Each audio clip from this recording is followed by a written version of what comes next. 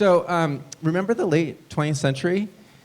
It was sort of built on this fantasy that we would have our 5-day work week, and that work week would be structured in such a way so you had a really short little 30-minute commute on either side of a tight 8-hour office experience, and your life would have a probably idealistic balance, although you could misuse it. See Don Draper.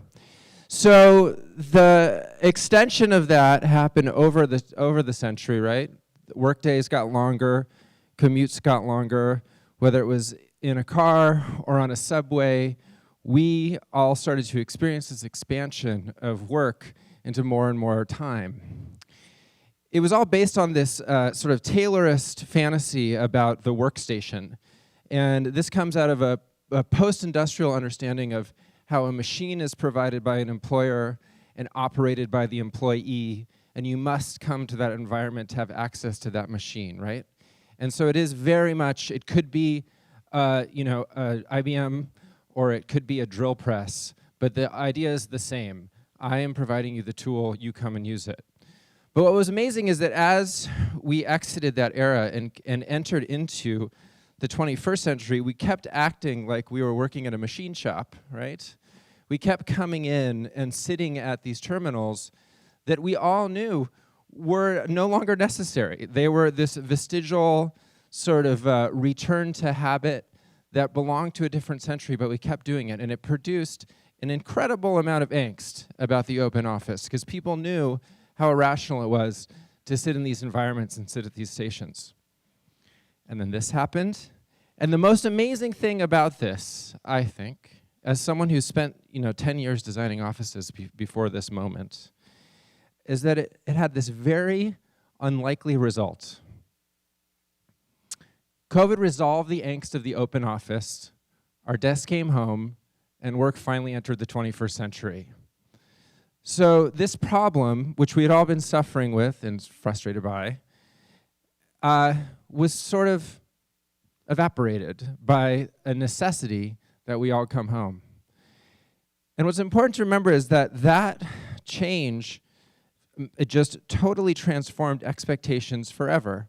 Everyone who did this suddenly became expert in something that used to be so fringe, right? That used to belong to that weird guy, that weird work from home guy who had some sort of allowance and you weren't even sure how he got it. And now we're all that guy. And it's developing that fluency changes the way we all think about work. But it also creates this kind of brutal barrage of scheduling, right? These days that are full of these tiny little slices of time that are attempting to replace what was an effortless form of communication that existed in rooms like this with human beings who happen to see each other and want to say something to each other. And suddenly we're attempting to schedule all of it. So there was this incredible fast track of all these tools that were promising something so extravagant, right? That our entire office could move into Slack. That Dropbox had everything we needed.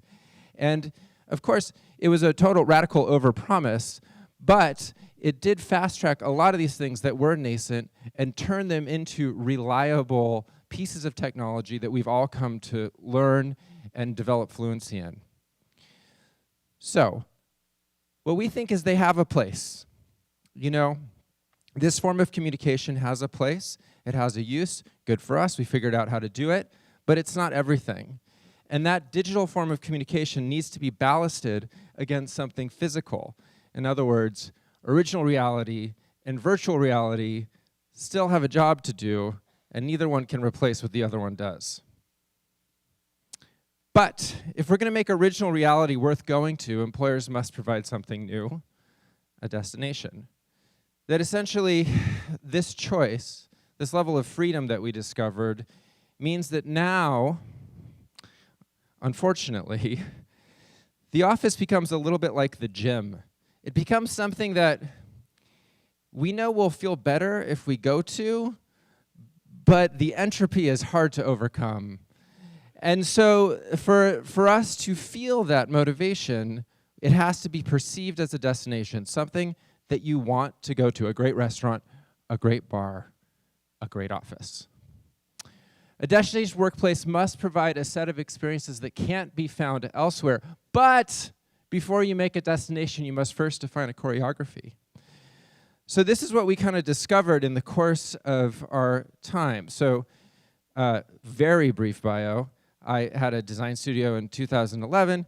It was acquired by Airbnb in 2013. I started a team there called Environments, designed all of Airbnb's offices for 7 years, got laid off at the beginning of the pandemic, started Spaces of as a post-pandemic workplace studio.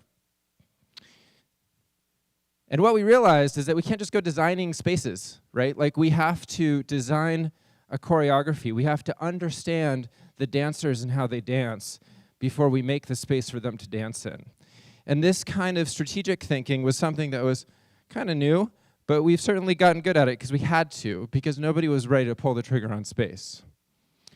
So let's think about this historic, that 20th century choreography was dependent on this daily metronome, right? A single expectation for all workers. You just go in, you go in once a day, this is work, right? This is how work is. And there's an elegance to it, because there's very little to figure out in that system. It's just sort of like everyone's there, and if they're not, they're sick or pretending to be sick or whatever. So what we realized is that we have to think about other rhythms. We have to think about the monthly worker. How does the monthly worker interact with the space? How do they collide with that daily rhythm? What happens at those moments? We had to think about the semi-annual worker, the one who lives deeply remote. Maybe they're a CS agent and they can really do their job remotely. But a couple times a year, they need to come together and be part of something bigger than the little window on their screen. And think about how those different rhythms collide, and what are the events, what are the moments, what is the form of gathering that celebrates that collision, and what are the spaces that you make to accommodate it. This understanding of choreography is key. It's the key. It's like the thing that has to happen to make offices worth going to. No one here should start an office project with a space or with an assumption that the space you have is at all useful. It's probably irrelevant. Instead, you start with the people and the rhythm by which they need to encounter each other, and then the space that accommodates that encounter.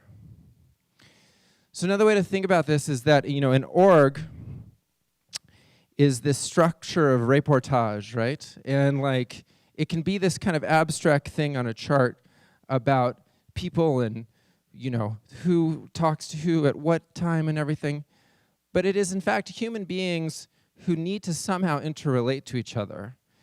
And so our feeling is that once you have that choreography defined, then the org, becomes personage, and it becomes something that you understand as humans we all have a social need, and what is the social need this particular organization requires. Then you can build the enclosure around that organization, and you get space.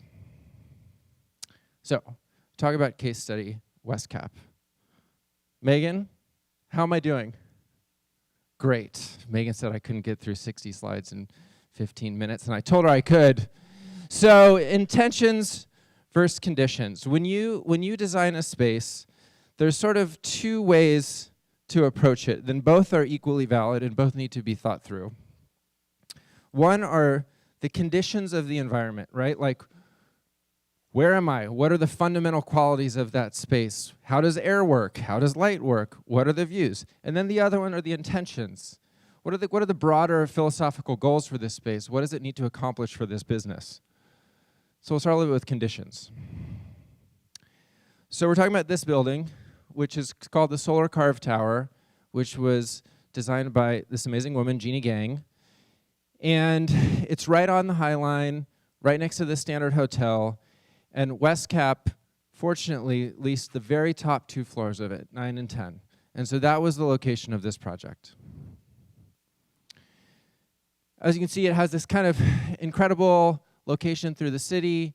It connects to these kind of sort of amazing thoroughfares and provides unbelievable views. So because of the sort of the fluke of urban planning there's no immediately adjacent building that's as tall as it. And so it produces this kind of 270-degree panorama from floor to ceiling windows throughout the whole space. So it is an exceptional piece of property and an exceptional location in the city. To us, it seemed like the challenge was how do you hold on to these essential moments in the space while still providing a useful environment for people to work in. And for me, a lot of times it comes out of this idea of moment and awe.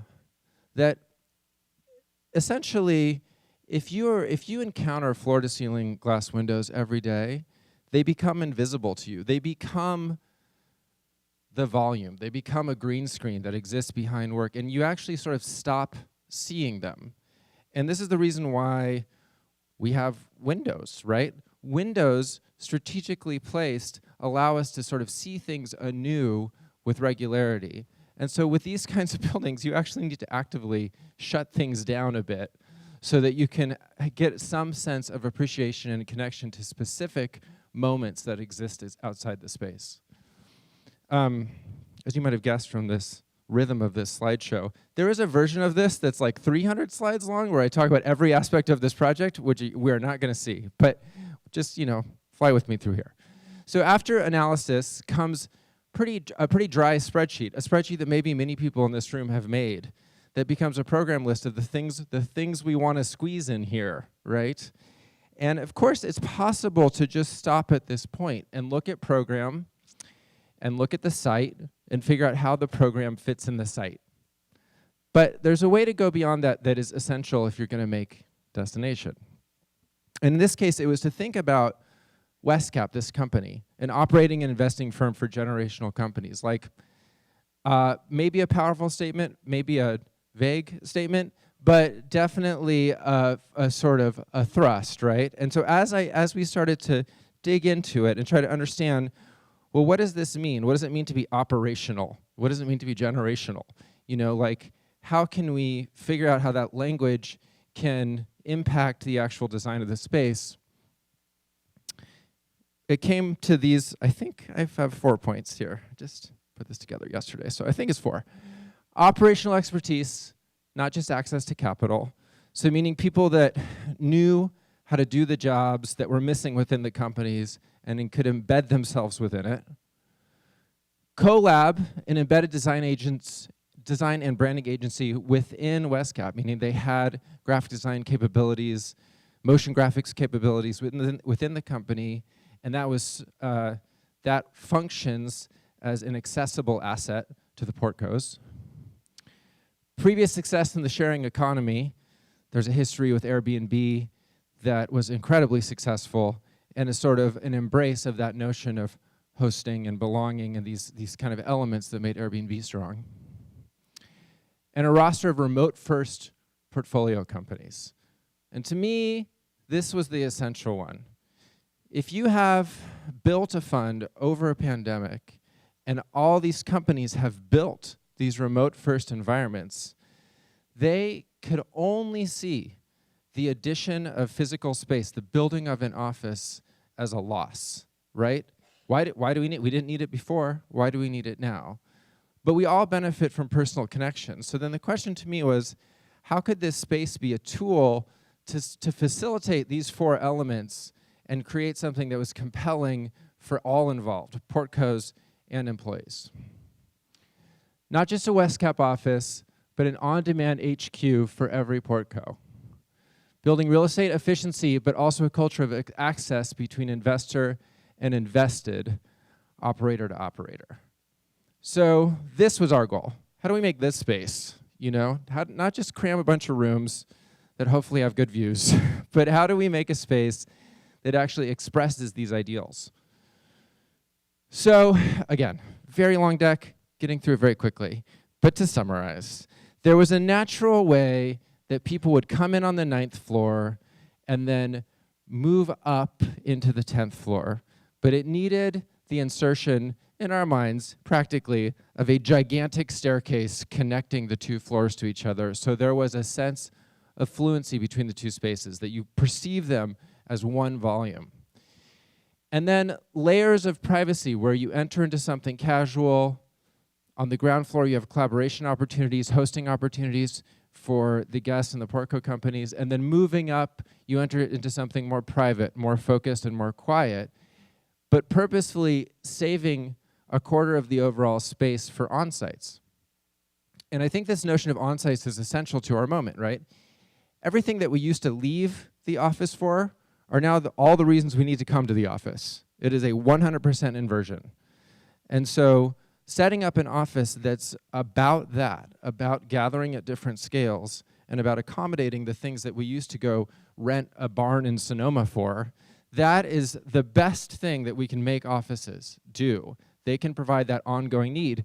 And if you have this roster of Portco companies that always need it, Josh can speak to this, they're there 3 times a week using this space, then it becomes incredibly efficient for everyone involved. So that broke down like this into a more nuanced plan, 9 and 10, and then finally some crazy floor plans that look like that, you guys, oh my God. So it got kind of nuts, but that was trusted, and we produced a space that provides this kind of destination mindset that's exciting for people to enter into, and then provides an incredibly high level of functionality for what could be a really sensitive operational paradigm, right? Where you're asking people who, honestly, if they saw each other's information, you could have a SEC violation on your hand. And so we've made a space that can operate where you can have different levels of gathering with different groups of people operating simultaneously. In section, it looks like that. The axon looks like this.